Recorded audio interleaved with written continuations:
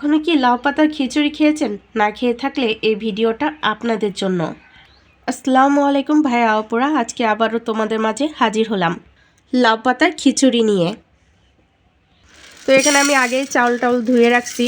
তো এবার সব একে একে মিক্সড করে নিব। এখানে খিচুড়ির জন্য নিয়েছি পেঁয়াজ কুচি, গোটা রসুন, পেঁয়াজ কলি, কাঁচামরিচ, তেজপাতা আর জিরা।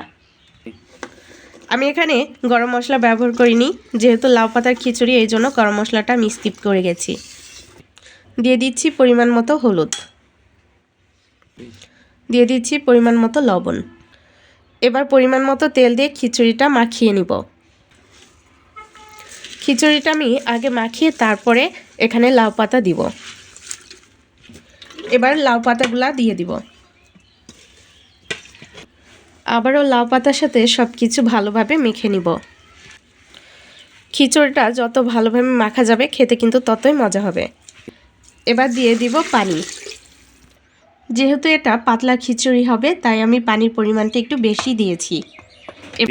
এবার ঢাকনাটা আটকিয়ে চুলায় বসিয়ে দিব। আর এই খিচুড়িটা হইতে কিন্তু সময় লাগবে না, 15 মিনিট লাগবে। এটা আমার হয়ে গেছে। এবার শুকনা মরিচের ফোড়ন দিয়ে নিব। ফোড়নের জন্য এখানে আমি তেল গরম করে নিয়েছি। তারপর দিয়ে দিচ্ছি একটু শুকনা মরিচ আর সামান্য পরিমাণ জিরা।